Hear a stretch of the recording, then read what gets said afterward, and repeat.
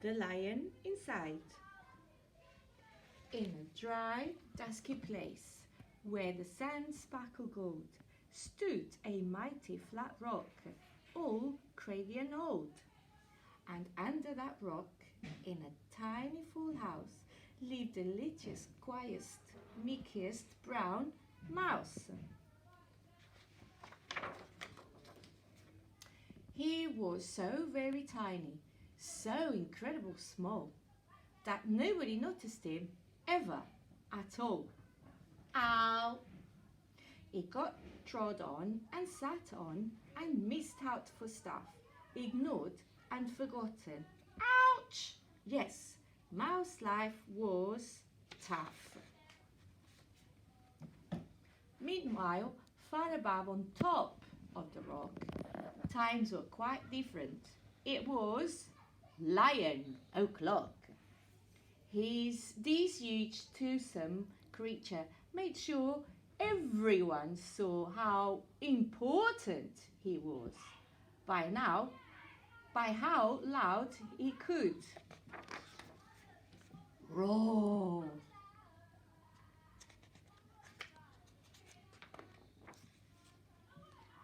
He was head of the pack. He was shouty and tough. He loved showing the crowd he was made of strong stuff. Yes, all were impressed by his mighty king cat. If only, thought the mouse, I could be more like that. Then, late one dark night, in his mini mouse bed, the cleverest thought popped into his head. He jumped off the covers and held up his paw. I've got it, he said. What I need is a roar. I mean, what if this mouse, with the winniest squeak, was a little more grrr and a little less meek? Well, he'd still be the smallest of fuzzy brown mice, but he'd make friends and join in, and life would be nice. Yes, thought the mouse, I must find out how. I will learn how to roar, and I will learn it now. But, oop, oh my gosh, there was only one beast who could teach him this thing, but might make him a feast. It was time to be strong, take a chance. After all, forever was such a long time to feel small. So he made himself brave and he thought like a winner. He set off for the top, hoping not to be dinner. It felt like the scariest thing he could do, but if you want things to change, you first have to change you. The further he climbed, the closer he got to the stumbling lion reclining on top. Then, at last, as he stood on his tiptoes, he found himself suddenly nose to nose. No, pardon me. Wake up, Mr. Lion.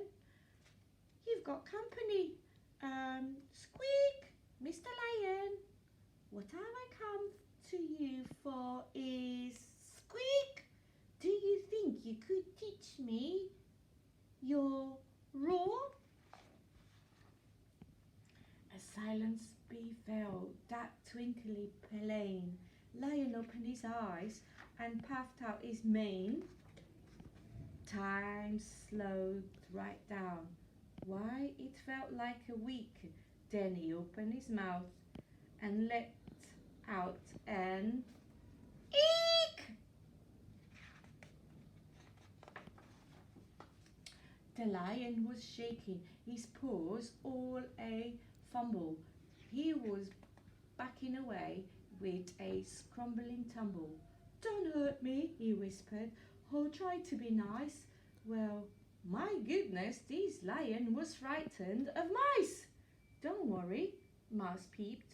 I'm a friend, not a foe. Let's rock this together. We'll have fun, don't you know?